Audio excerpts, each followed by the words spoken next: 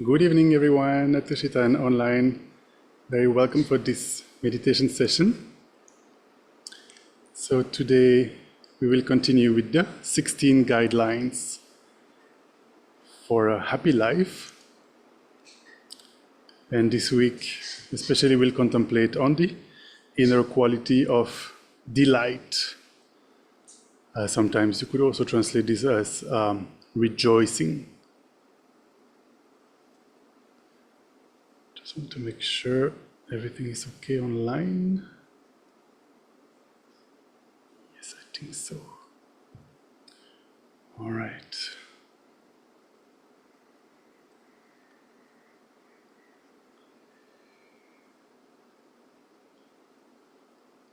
Okay. So the idea, of these meditations is to strengthen, reinforce the qualities that we already have. And there are many kinds of meditations. And during these sessions, what we do is we are practicing two types of meditation. The first one is called the stabilising meditation. This helps us to quieten and settle the mind so that we are more focused, we are more settled for the second part of the meditation, which is an analytical meditation. So in this context, an analytical meditation is a guided practice where we examine a topic in different ways. And today we are examining, we are looking at delight or rejoicing. So as usual, we are starting with the settling meditation to arrive here at Tushita, to arrive online in front of our devices. So we will do, as usual, we'll do a body scan. This can help to release the physical tensions that we have in the body. During this meditation, you can use your in-breath to focus in a particular area of your body. And the out-breath, you can use it to release and relax any tension that you find while you are scanning the different parts of your body. So first, start to notice your posture, your body posture. It's important to have an appropriate posture because of the close connection that we have between the body and the mind. Sitting comfortably allows your body to be still and relaxed, and it helps your mind to be still and relaxed as well. If you are sitting on a chair, make sure you are sitting upright, not leaning against the support of the chair, not leaning forward either. If you're sitting on the chair, then your knees should be a few inches apart, and try to have both your feet flat on the floor. If the floor is too low for you, you can have a cushion, to place your feet flat on the cushion. If you are sitting on the floor, on a mat or a cushion, then you can simply have your legs crossed in a comfortable way. Don't push your body. Your hands, you can choose whether you want to place them on your knees, palms up or palm down. Otherwise, you can also place them on your lap, whatever is more comfortable for you. The back should be naturally upright, but not stiff, like loosely straight. The arms and shoulders should be relaxed. You can drop your chin slightly forward so that the neck stretches a little and it relaxes it. You can gaze gently downwards in a way that avoids visual distractions. Or if you prefer, you can lightly close your eyes. Now that you are comfortably seated, turn your attention to the breath as it enters and leaves the body. Let us start by taking 3 long, slow breaths. Allow the air to enter deeply so that both chest and stomach rise and fall with each breath.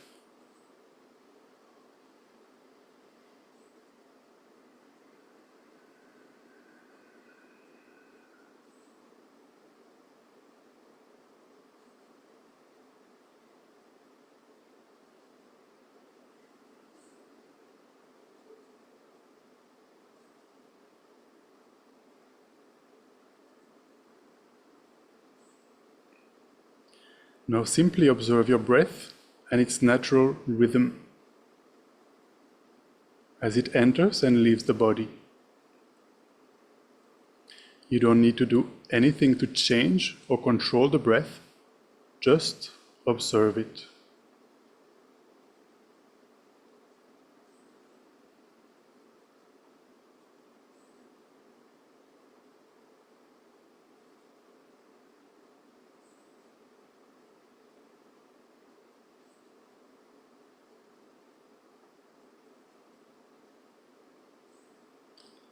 Now let us start the body scan, and we begin by focusing our attention at the top of the head. It may help you to visualize a small circular area of about 4 inches in diameter.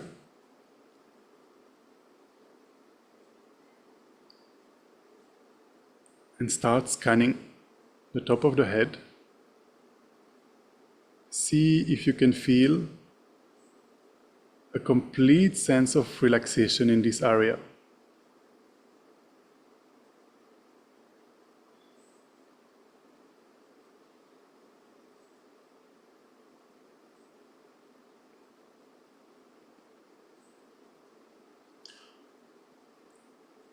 Allow this sense of relaxation to extend down below the actual surface of the head.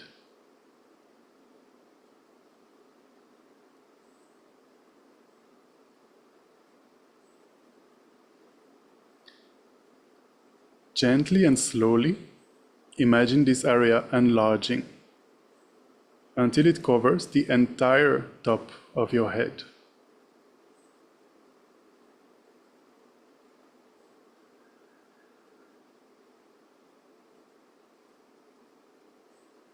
Feel how the skin and the hair and the entire top of the head become completely relaxed.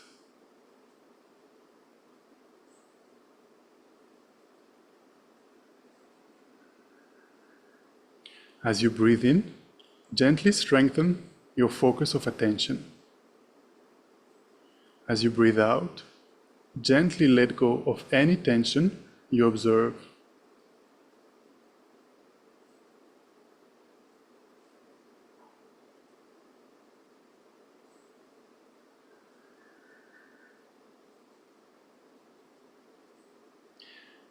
Then expand the zone of relaxation to the left side of the head, including the ear,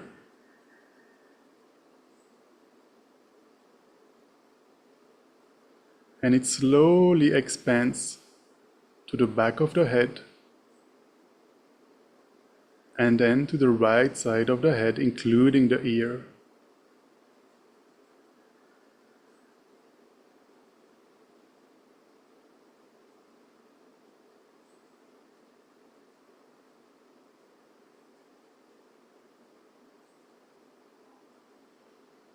Take your time and allow this to happen.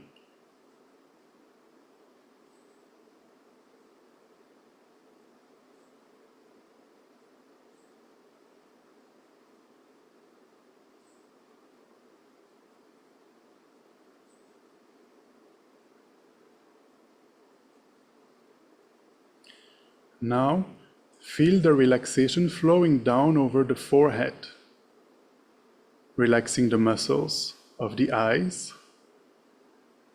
the nose, the cheeks, and the rest of the face, including the mouth and jaw. Relax the internal part of the mouth.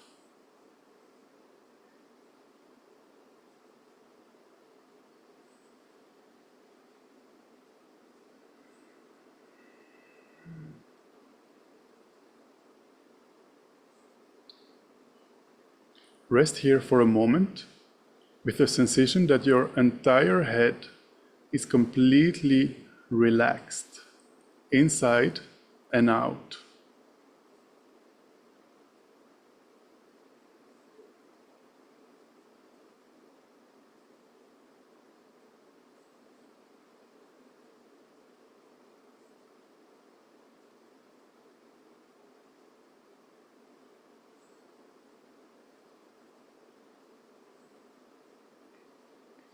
As you breathe in, gently focus your attention.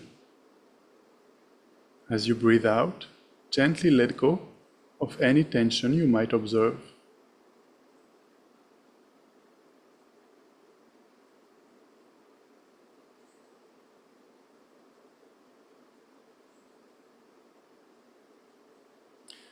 Next, allow this sense of relaxation to travel gently down through the throat and the neck.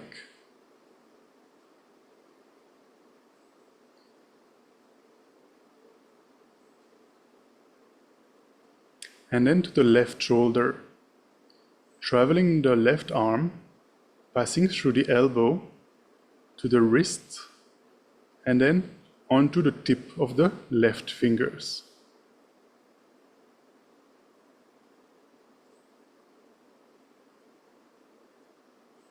Take some time to allow this to happen.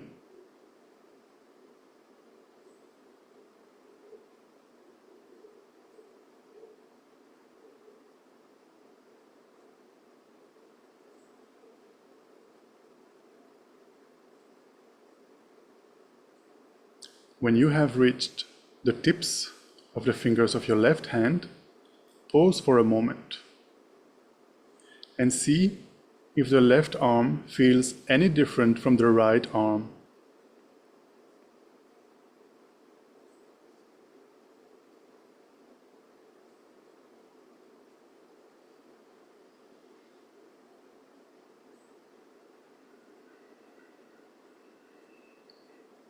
Now allow the feeling of relaxation to travel down your right shoulder, down the arm, passing through the elbow to the wrist, and then down to the tips of the fingers of your right hand.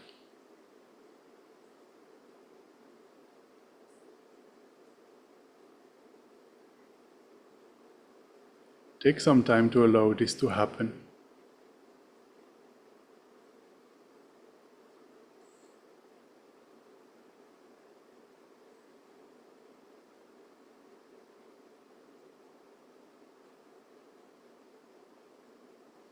As you breathe in, gently focus your attention.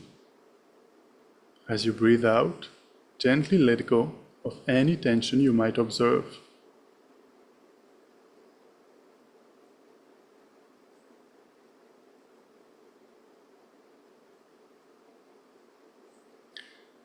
Next, allow this relaxation to expand down your spine.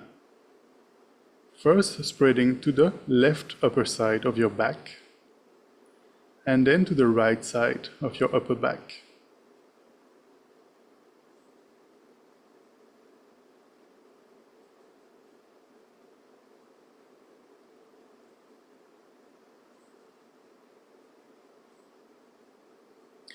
Then it spreads down to the lower part of your back, first to the left side, and then to the right side.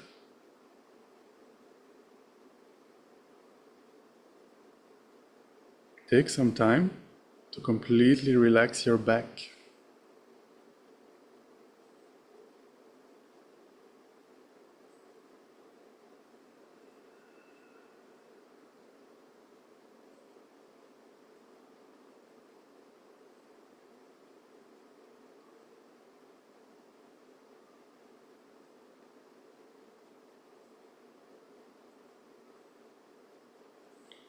Now turn your attention back to the front of your body and allow the chest to relax.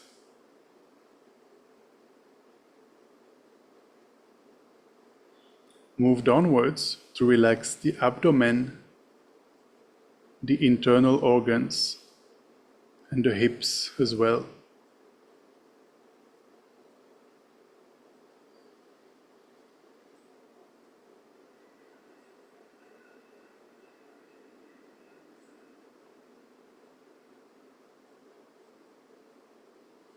Take your time in allowing this to happen.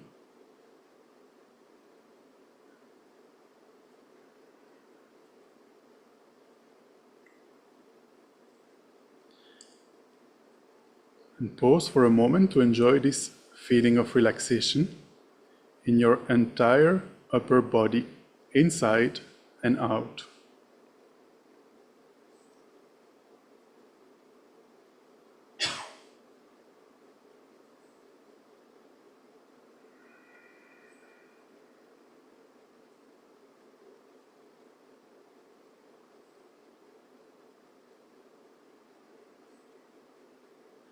Allow this sense of relaxation to move down into the left leg, traveling through the thigh to the knee and the calf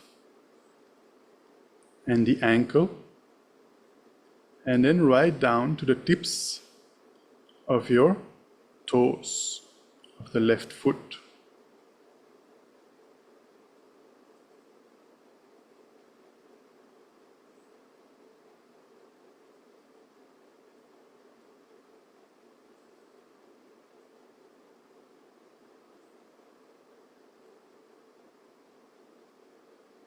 When you have reached the tips of the toes of your left foot, pause for a moment and see if the left leg feels any different from the right leg.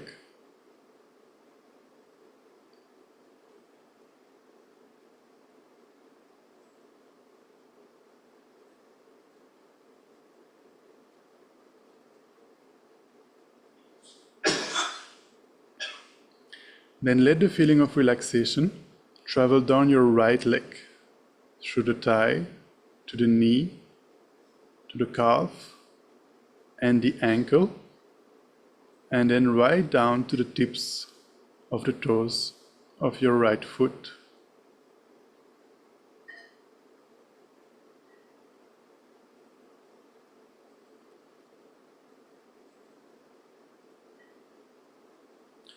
Take a few moments now to observe your entire body.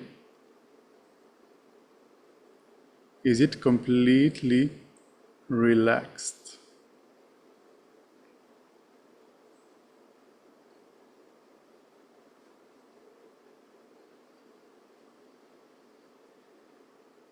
You can use your in-breath to notice any tension you might still be feeling anywhere in your body. And then on the out breath, let this tension go naturally. Don't struggle with it. Don't force it. Simply let it leave on your out breath. Simply let it go.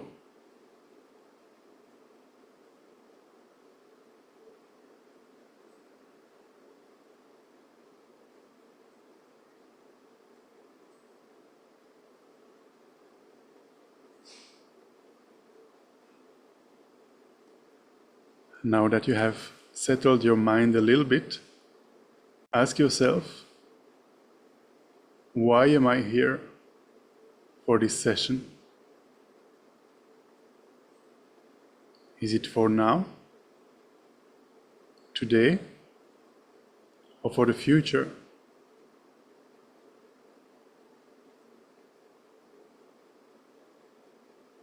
Explore how it feels to broaden your motivation, to include the happiness of others. For instance, I would like this session to be meaningful and beneficial, to bring lasting happiness for myself and others.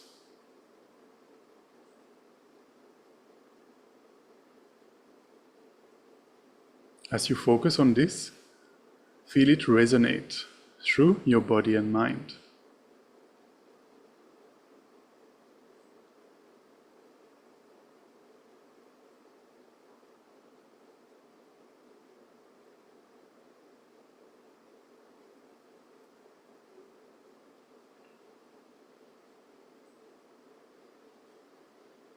Now, to conclude this settling meditation, you can relax your posture.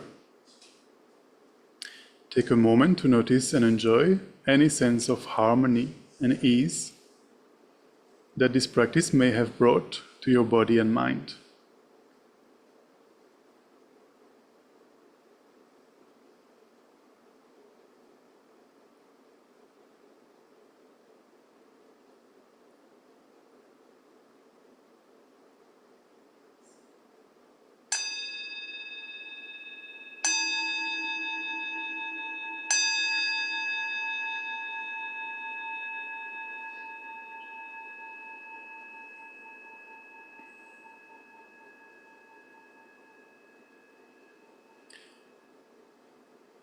So today we are going to talk about delight or rejoicing. So this is one of the 16 inner values or 16 inner qualities that we are exploring.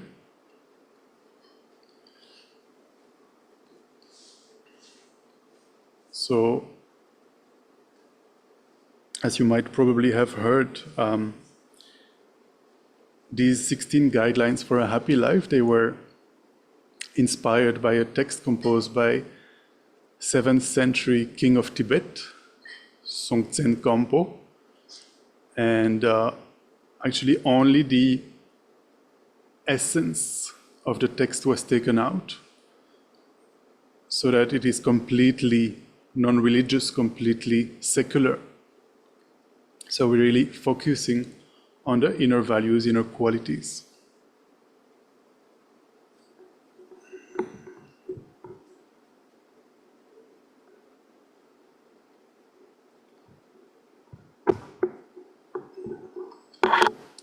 I'll introduce the topic of delight in just a second.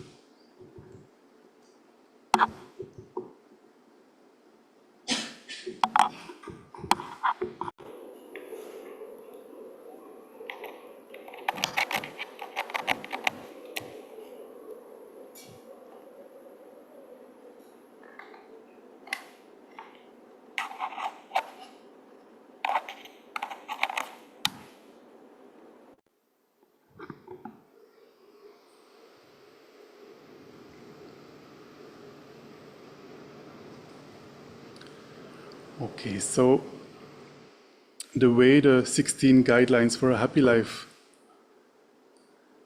talk about delight, it is the taste that we get to it when something good happens to us. When we are delighted, worries fade away, frustration evaporates, and anger disappears. For example, when a baby is safely born, or a friend passes their exams,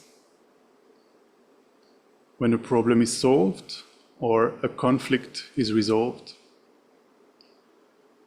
And delight opens the heart. It can change our minds and change our lives. It is a tonic that relieves the pain of envy and shifts the blight of depression. It brings us closer to the people we love and eases the difficulties we have with those people who are further away from us.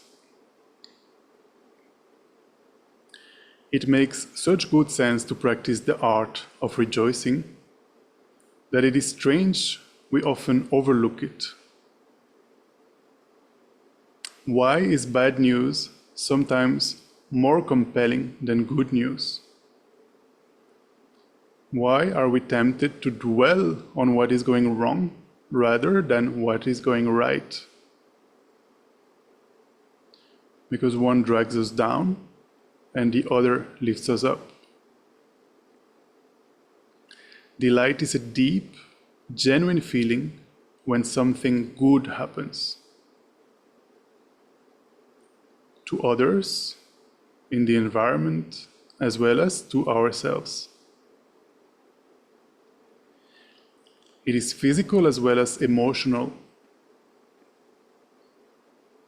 Delight can open the heart, causing frustrations to fade, and anger to disappear.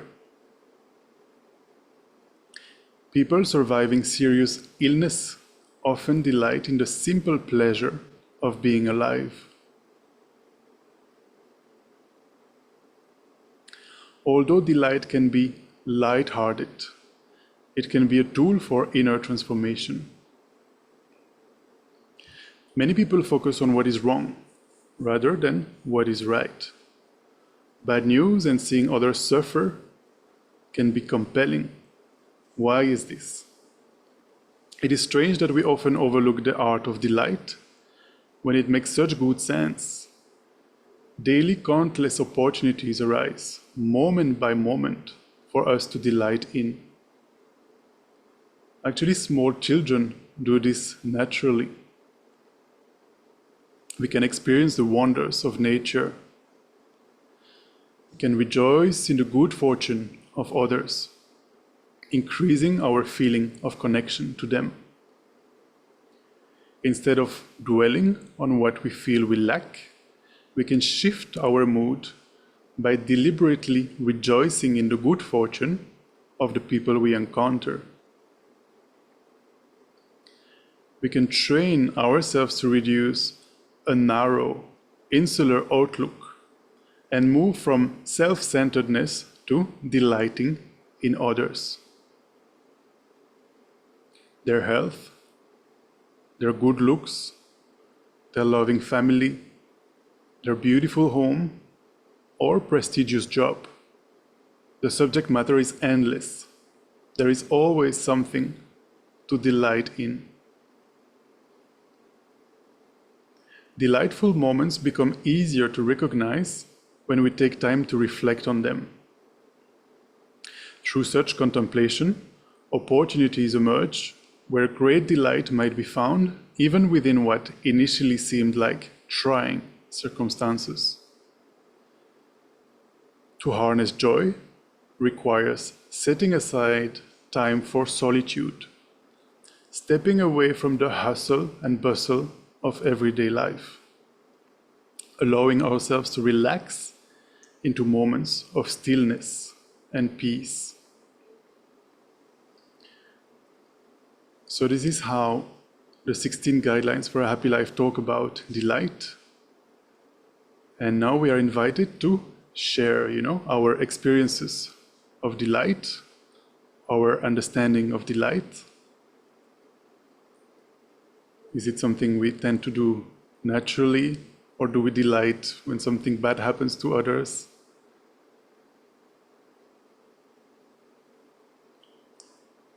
Anybody feel free to share. I think online you have the possibility to unmute yourself. And of course, at Tushita, please just speak up.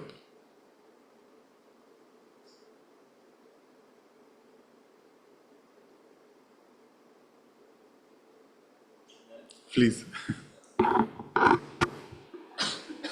So, when it comes to delight, I feel it's a state of happiness, and the more you are happy, you make others happy. So, delight should be something which you're experiencing not just for yourself but for others also. So while there is an inherent desire for yourself to be happy, you also want others to be happy and make them happy. So delight, I think, works both ways. It gives you that calmness and that peace, and it also makes others happy. So I'll just give an example. Like the other day, I was going somewhere, and I was I had ordered food, and I was not able to finish the food.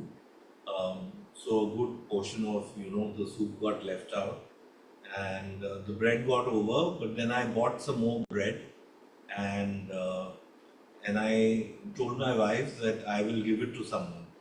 So we were in the city of Glasgow, and she said, "Here, but there are no beggars. You won't find anyone.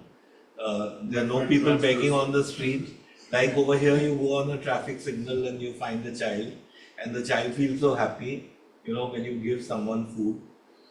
So I said, no, but let me try, let me see, because I'm not hungry. The soup is a full soup which has got left, and I'll buy some more bread. So I bought fresh bread, and the soup was there, and I started walking in a direction, and I walked quite almost a mile, and I didn't see anyone because there was no one. Like, most of the people were obviously well-to-do, or they were, and it's odd sometimes to give them food when they don't need it.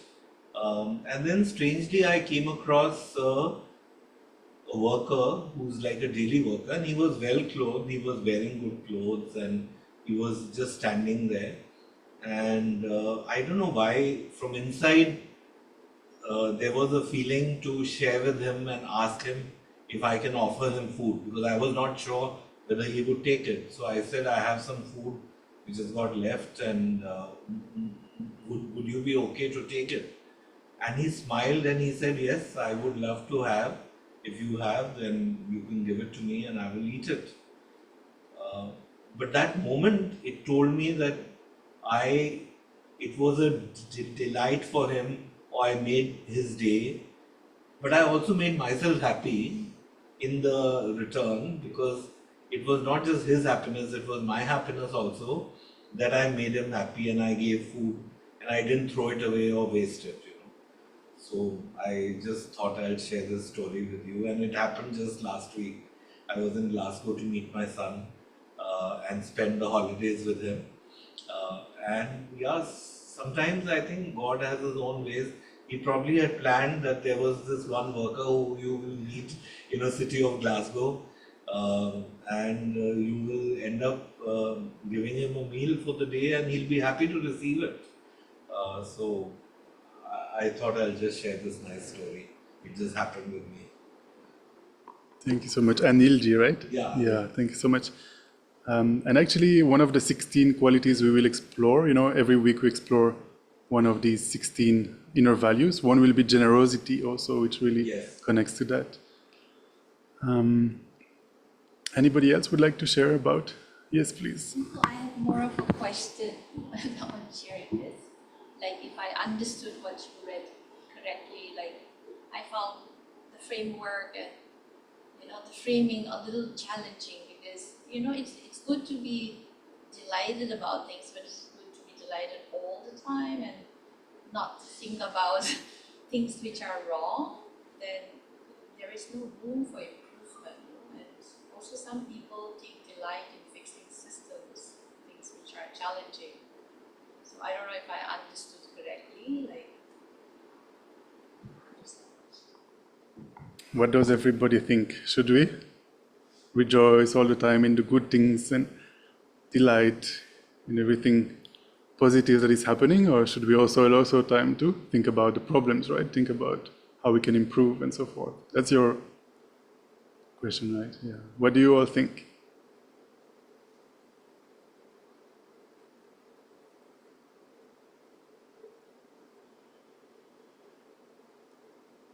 Nicola, Yes, please go ahead, Chavila. I feel that's a good point. Yes, I feel only when we know the problems, only when we know what bad can happen, what all the negatives that can happen, that we can actually rejoice in the positives. So I think they both go hand in hand. Pierre-Yves? So I think when you have the definition of the suffering, they say it is the suffering of the absence of change.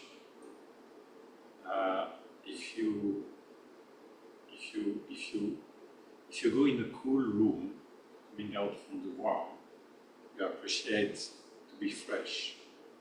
But if you stay in the room and it's too cold, you will start not to like it. And to appreciate something positive, to appreciate the delight, you also need to know sometimes the bad news, the pain, the other elements. But I believe the idea of the delight is that when you are going throughout something that it's more difficult, that it's more unpleasant, you can also rejoice and be happy because you know that's something that it's necessary for you to be able to appreciate what is good and positive in your life. So I think it's not ignoring the challenge and the difficulty, but it's acknowledging that when you are facing challenge and difficulty, it's what helps you to appreciate and to have this delight when you have something positive. So that would be my thoughts about that. Anyone else online? May I? Taraji, please. Yeah, I tend to feel that yes, there has to be a balance between the two, like the earlier lady was saying. One, I mean, it shouldn't be an escapist strategy to just focus on, on the good things, because there are good and bad things. But the thing is, I think for me, the challenge is to remember when I'm in difficulty that it still is possible to, to feel happy, not just for oneself, and even if things are going badly for me right now, there is delight possible in the good fortune of others.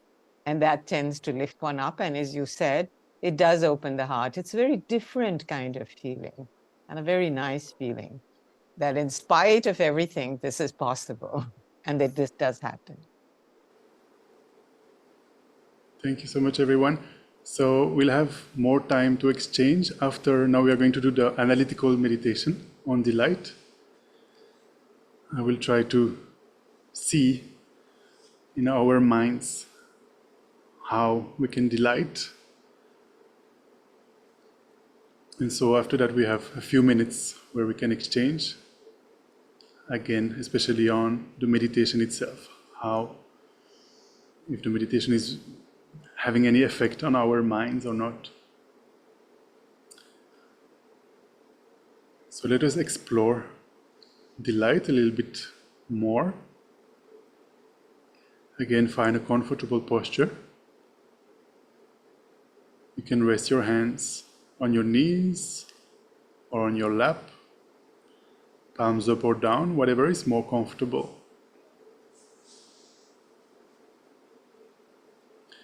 The back should be naturally upright, but not stiff.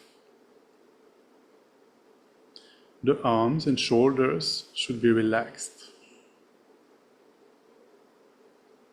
You can drop your chin slightly forward so that the neck stretches a little and relaxes it. Gaze gently downwards in a way that avoids visual distractions. Or if you prefer, you can lightly close your eyes.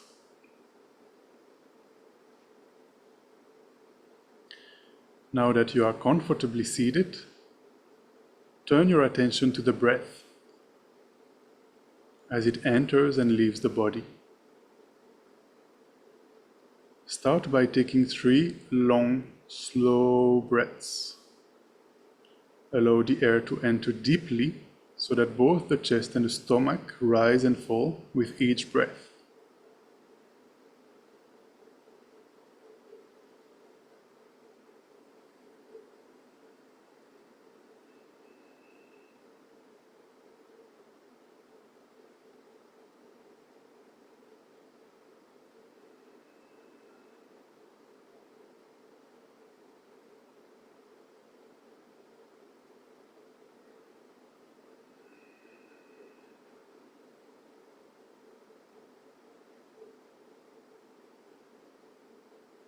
Now let us explore, what do we mean by delight?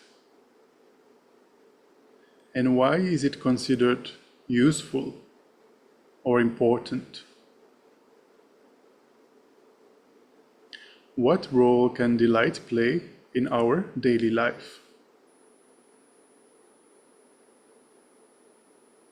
Is delight just a feel-good factor? Or can it bring tangible benefits? Are there tools that we can use to develop our ability to experience delight and to share this quality with others.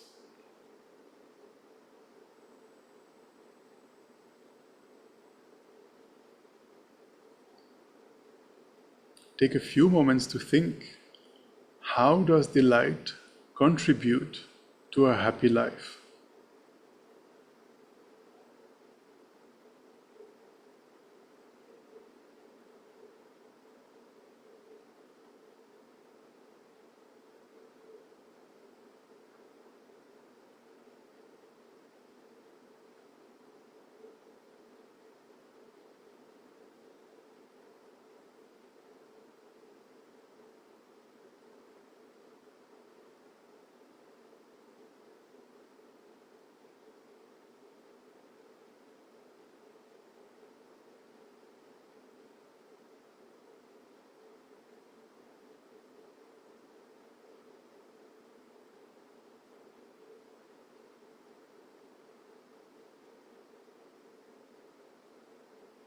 There are many different aspects to joy and delight.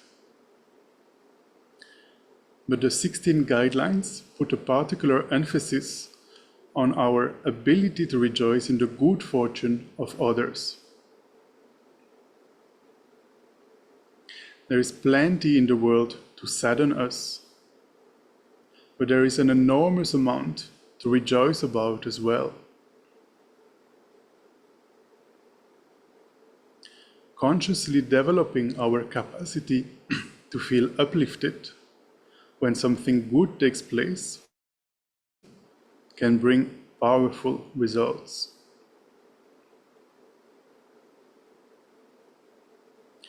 Developing the habit of feeling glad about someone else's good fortune can be a surprisingly effective way of filling our own lives with positive energy and of lifting other people's spirits at the same time.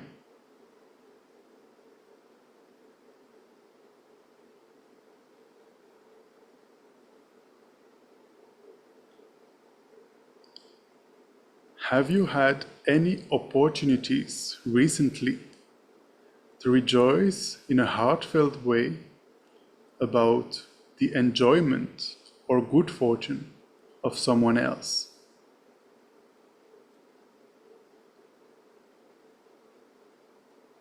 Maybe it was something as commonplace as watching children playing in the park. Perhaps a friend has given birth, a young person has passed an exam, or an elderly person has recovered from an illness. Take a moment to identify something that has recently warmed your heart.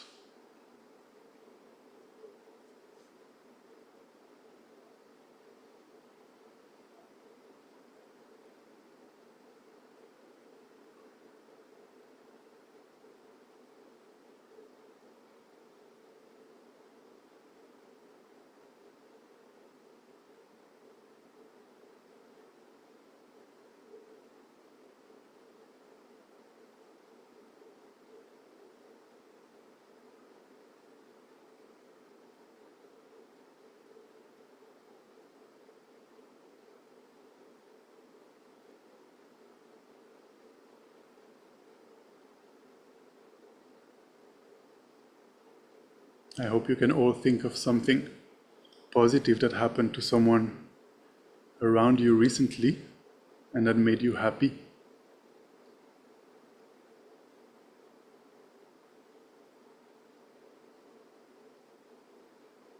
Try to relieve that sensation of delight and rejoicing.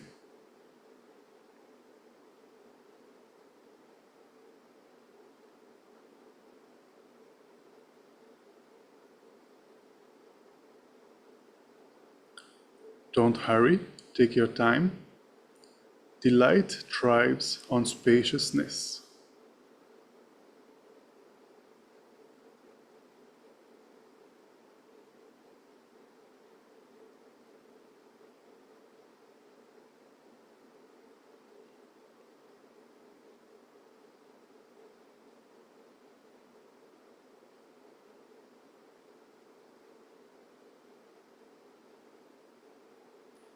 How does this experience of delight make you feel?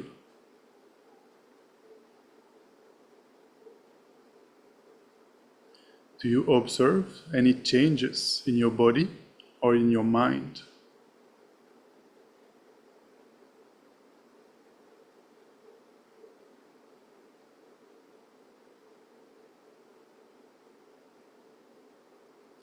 One of the most positive aspects of delight is the way in which it functions as a direct antidote to envy and jealousy.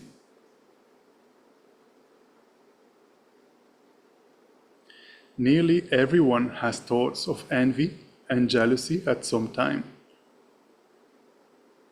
None of us are immune to the temptation to covet what someone else has got. Whether it's their wit, intelligence, or good looks, or their friends, their lifestyle, or their achievements. Yet there is nothing pleasurable in feeling envious of someone else, of feeling our hands clench, our throat tighten, and our eyes glitter. And nobody wants to be around someone who is caught up in envy and jealousy.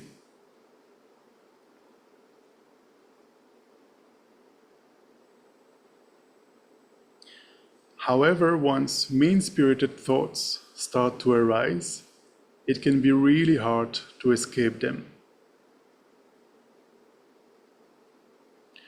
What can we do to extract ourselves from these negative states of mind? Surprisingly, this is exactly where delight can play a part, shifting our mood and bringing us spaciousness and ease. Let us give it a try.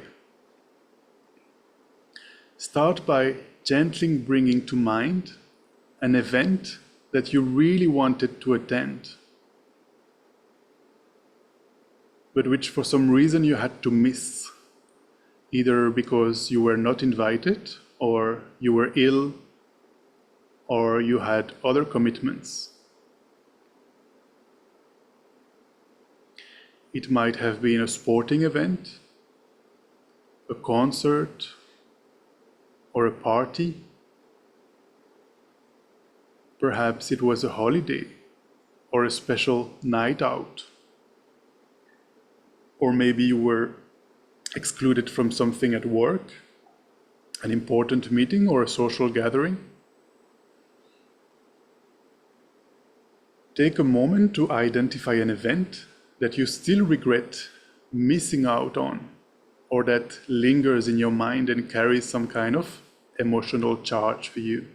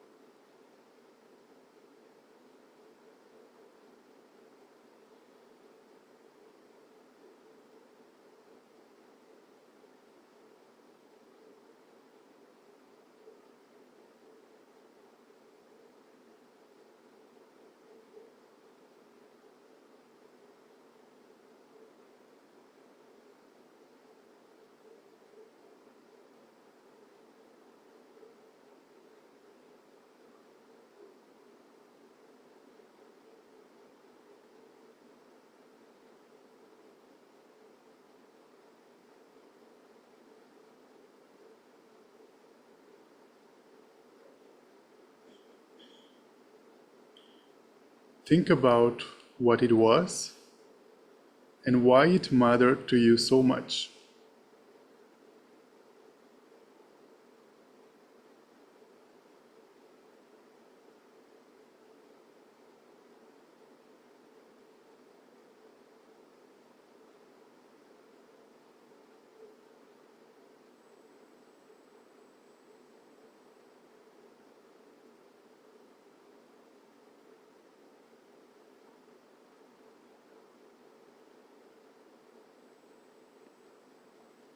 How does it make you feel?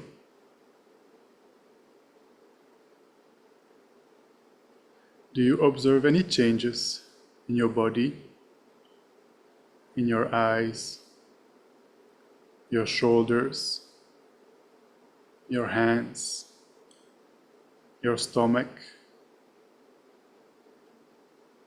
If any tension has come up, breathe into that tension and relax.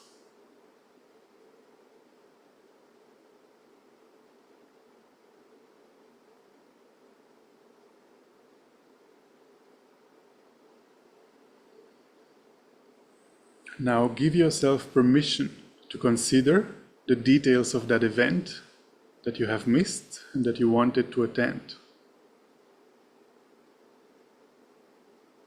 Imagine where it took place.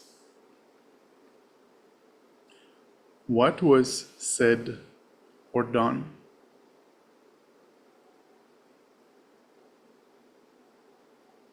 What happened afterwards?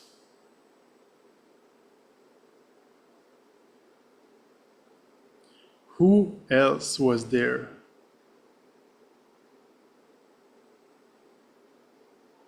And how did they come to take part?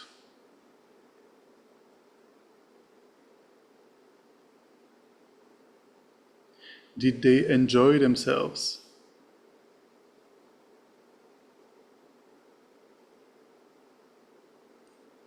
If strong feelings come up, you may need to remind yourself that this is all taking place in your imagination right now.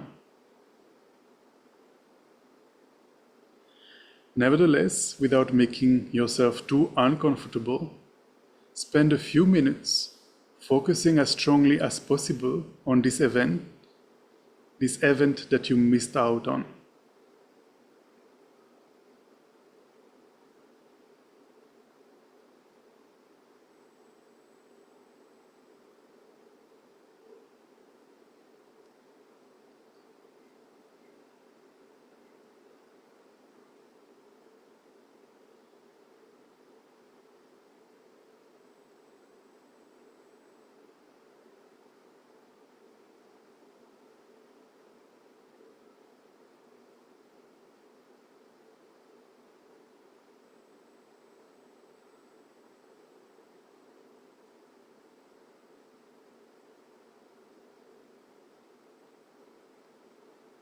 If any tension has arisen, breathe into it and relax.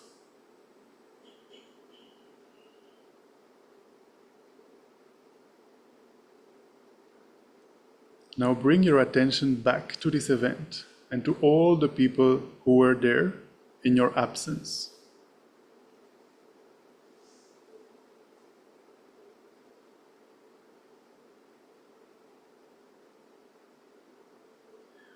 Put your own feelings of disappointment on one side.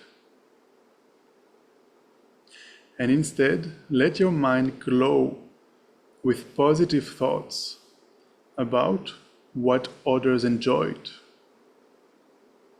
or what they received from taking part in that event.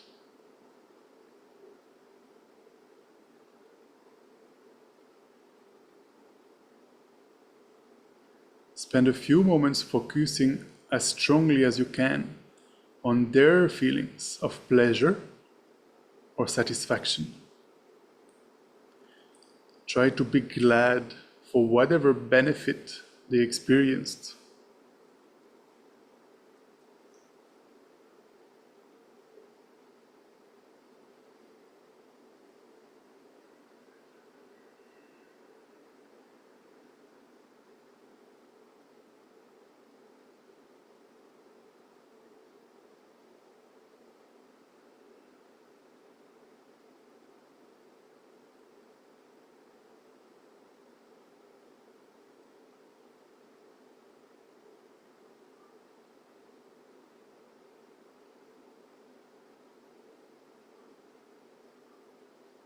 Try not to focus on your fear of missing out. Put that aside. Try to focus entirely on the joy, pleasure, satisfaction that the people who attended this event experienced.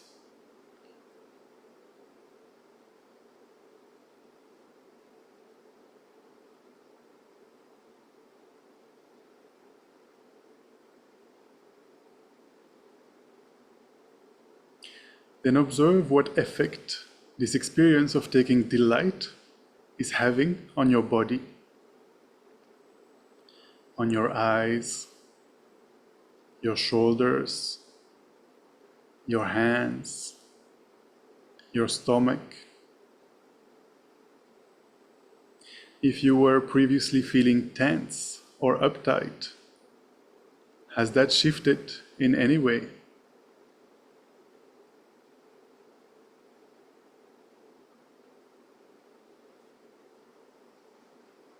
If you found this simple tool helpful, then it is something that you can replay in your mind at any time in the course of a day.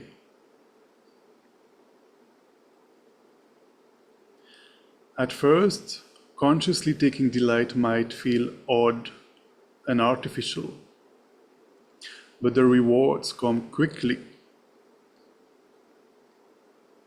At a party or around the tea station at work, even on a bus or train, we can listen out for what is going well and relax into enjoying what we hear.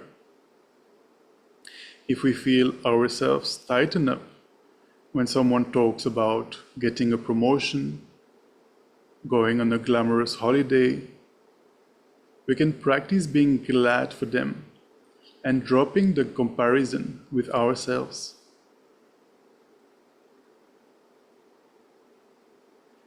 It's a complete shift of gear that invariably distracts us from our own problems and issues and can flood our mind and heart with positive emotions. Looking out for the positive in any personal situation will give us resilience and energy and enable us to avoid being hijacked by negative emotions. From a scientific point of view, we are creating neural pathways that make it more likely we will continue to react in a positive way. Although at first glance, delight might seem light-hearted or lightweight, it is actually one of the most radical, powerful, and transformative tools that we possess. If I'm only happy for myself, there are many fewer chances of happiness. If I'm happy when good things happen to other people, there are billions more chances to be happy. This is a quote by the Dalai Lama. May the practice of delight enrich your life and the lives of the beings around you.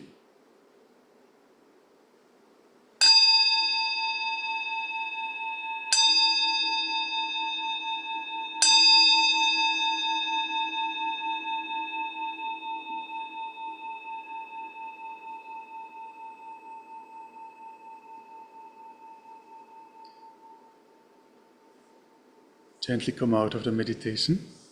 I hope everyone could think of an event that they missed and they really wanted to attend, or something positive that happened to someone around you recently. So now we can spend a few more minutes just exchanging, in particular, what arose from this meditation, and also feedback, of course, on these meditation. As I have said in the previous sessions, this is a pilot project of the Foundation for the Development of Compassion and Wisdom, which is part of the FPMT, the Foundation for the Preservation of the Mahayana tradition. And Tushita is one of the centers of the FPMT. and a foundation for the development of compassion and wisdom is the secular, non-religious branch of the FPMT. So it's the first time that these meditations are being led, and we are trying, to see if it helps people, and we are looking for suggestions and feedback to improve them before they will be officially launched next year and given in more FPMT centers. As you might know, we have about 130 centers, projects, services around the world, and Tushita is one of them. So feel free to share your thoughts and give feedback. Again, on Zoom, you can simply unmute yourselves, and here at Tushita, of course, just speak up.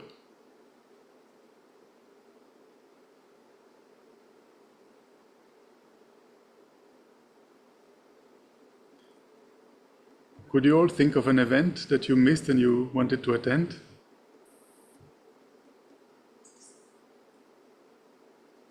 And did it bring any tension, bringing that memory back? No?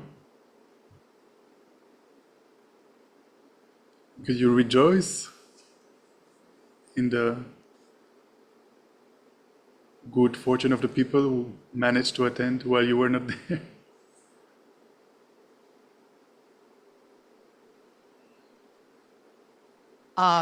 Could I say something about Please, Taraji. the format? I think the Please. format is very nice. I mean, the pace might change a bit, or the amount of time spent on each meditation or reflection, whatever you want to call it, might change a bit. But it's a good format, and I think what happens anyway, essentially, in each session is that it makes me think about that quality. I'm focusing on that quality. It's not just a question of the experiential feeling, but also it makes one reflect a little bit. And when you feel that there are advantages to trying something out, then there is a little more, you become more aware. So you try and catch yourself if you're having a bad thought or something like that. Thank you, Taraji. Anyone else? Yes, absolutely, Nicola. I also agree with Taraji. The format is excellent. The meditation was quite powerful in the sense that I could also relate it to another form of rejoicing. Um, I think in this one we rejoiced for others, but I think it's also very beneficial if one rejoices for oneself. For example, in a negative sort of environment or a negative mood, one can always stop and rejoice in what one already has, as opposed to just picking out that 5% that is not good. And it it was, I think it works brilliantly, both rejoicing for others and for ourselves. And I think I I was also thinking about this today, since AI is quite a hot topic these days. And I read quite a lot about it in the newspapers, how AI has been a source of so much stress and suffering and many many problems lately, but at the same time it's so powerful in creating very positive outcomes also. um, for example, being able to help detect heart diseases in people, just from their medical records even before it occurs in them. And as I read that, I thought that, I think even on the internet, social media works that way, isn't it? When we engage with the posts that are negative, social media AI actually shows us more negative.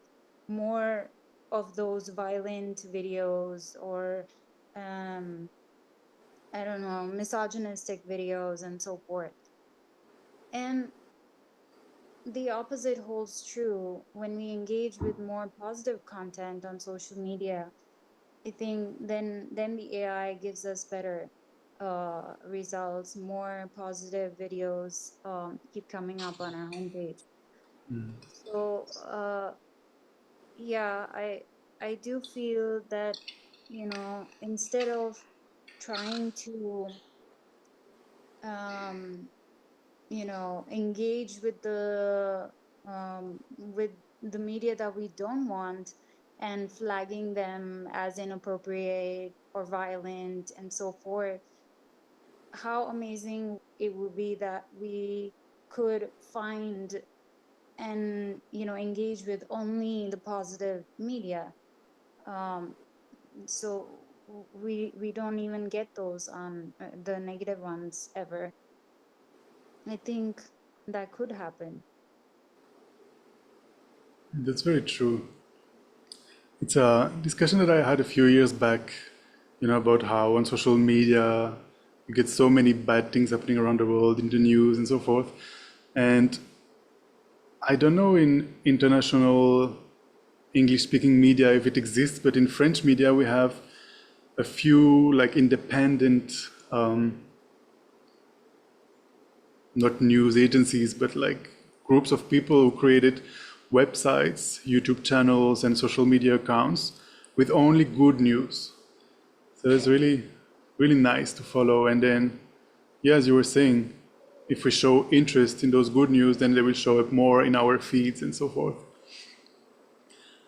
However, I think it's still important not to be aware that people are suffering around the world, especially if we want to develop compassion. Yeah, but very interesting to think about this. Actually, Chavila, the first experience, when we had to rejoice about something that happened around us recently, my example, because it's the most recent around me, I was rejoicing that your husband came back safe and sound from the US finally. Thank you so much, Nicola. And I was thinking, actually, I was rejoicing very much in the fact that through the entire, I don't know, maybe somewhere around 48 hours of his travel time because of the delays, he told me when he came back that, I mean, I was being impatient. When I messaged you about it, I was really afraid. I was in a chaotic mood. But he told me once he came back that he had read the book The Art of Happiness by Dalai Lama, and he wanted to experience what Dalai Lama had said in the book, and if it actually held true or not. And he applied throughout this entire experience. He applied whatever was said in the book, and it really helped him. He was able to, help an older lady through the travels, and because of that, his entire time throughout the delays in the travel went really wonderfully. He did not experience even a bit of impatience, and I rejoiced in that so much. That's so excellent.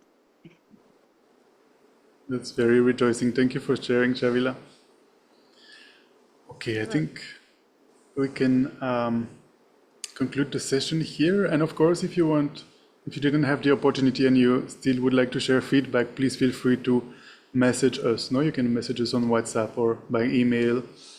On tushita.com you can find our number, our email address, and so forth. Thank you very much, everyone. So throughout the coming week, try to think of ways that you can bring delight into your daily life. And next week, we will meditate on kindness. That will be next Monday as well, 6:30 p.m. The topic will be kindness. So now we can take a moment to conclude by dedicating the positive energy and increased understanding from this session. We can dedicate to those who are ill, mentally or physically, for them to have good health, to those who are hungry or thirsty, to have food and drink, to those who are being harmed by violence, war, or conflict, to be at peace.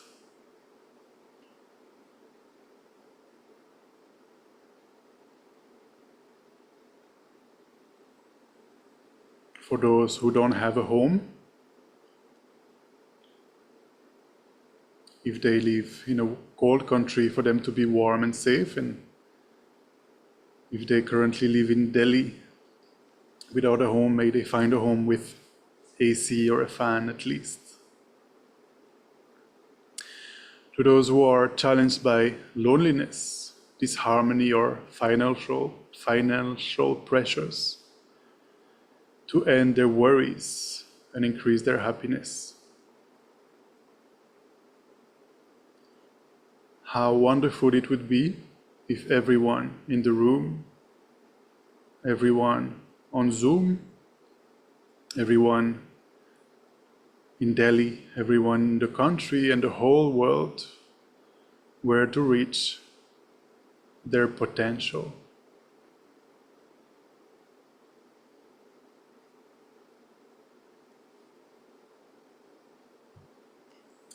Thank you very much, everyone, for joining. And we will see you tomorrow. We have a Vajrasattva purification meditation practice here at the center at 6:30 p.m., as well as on Zoom, same place, same link online. And actually this week, this will be all, because there is a lot happening this week. Of course, we have the morning meditation, and this week we have Venerable Thupten Tempa from Sarajay Monastic University, who's recovering here actually from a knee surgery that he recently had here in Delhi. And so he has offered to guide some meditations. He has already guided some last week. You can watch the recordings on the YouTube channel of Tushita. And this week on Wednesday and Friday, he will continue guiding meditations on the graduated path to awakening, that is called the Lamrim in Tibetan. Last week he explored how to properly rely on a spiritual guide, and the two next topics for Wednesday and Friday will be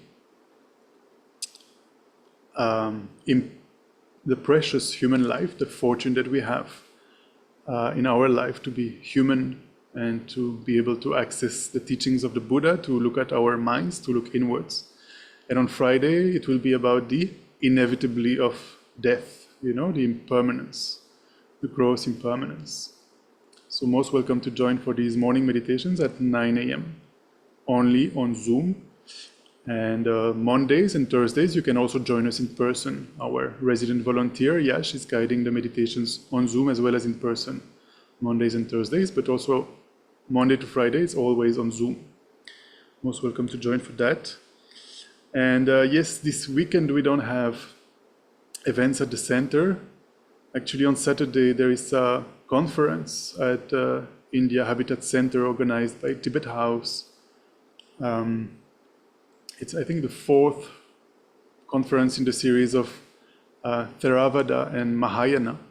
So that's the whole day on Saturday, and you can still, I think, register on the website of Tibet House to join for that. And starting tomorrow and for the next 3 days, there is a big festival happening at India International Center that is organized by the Central Tibetan Administration. And this program is mostly happening during the day, it's not in the evening. But the program is very, very rich. It's a very big festival where you can listen to very enlightened teachers. For example, His Eminence Samdong Rinpoche, as well as Mingyo Rinpoche. And I think none of these will be available online. So if you're in Delhi, don't miss out. And then there are panel discussions between science and Buddhism, as well as a panel discussion on the, what His Holiness the Dalai Lama has brought to the world. And our teacher, Venerable Geshe Dorji Damdul, will participate in that panel as well. So I'm not too sure how you can find the program just by me speaking like that, but I think if you type maybe Tibet Festival, Delhi, maybe you will be able to access the program, which is very, very rich. There will also be booths with Tibetan doctors, Tibetan medicine, Tibetan astrologers. There will be also traditional dance performances and many, many things, and Tibetan food and delicacies for the foodies like me. So yeah, I hope to see some of you there. Have a good evening. Thank you so much. See you soon. Thank you. Thank you.